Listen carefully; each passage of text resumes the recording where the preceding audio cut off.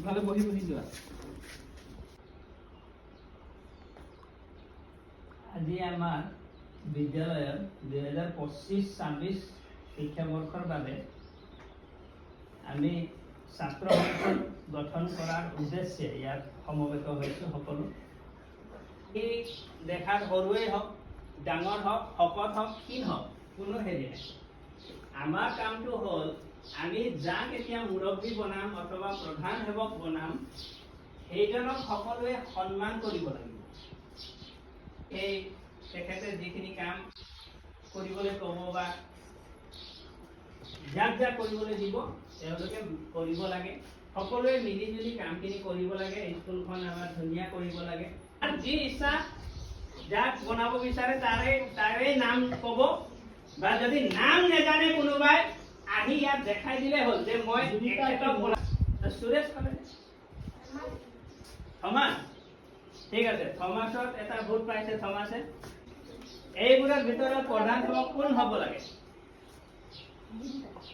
জিনিতা, ঠিক আছে, জিনিতাই এটা ভোট পাইছে। সোনিয়া, বিহান, বিহানৰ এটা ভোট। থমাসক আৰু এটা থমাসে পাইছে, বিহানকে দিছে।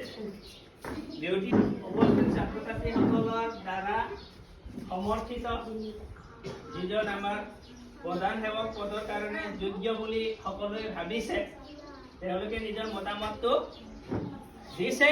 আৰু দেখা গ'ল যে থমাস ভেংৰাই উপস্থিত ছাত্ৰ ছাত্ৰীসকলৰ মাজৰ পৰা 20টা ভোট পাইছে।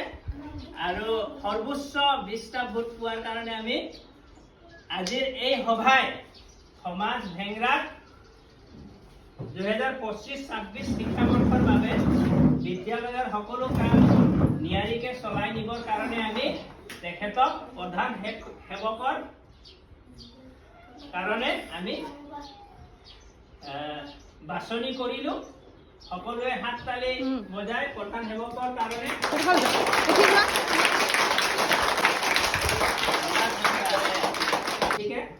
মুস্কান মুৰা স্বাস্থ্য সেৱিকা পদত বিজয়ী হৈছে। সকলোৱে হাত তালি বজাই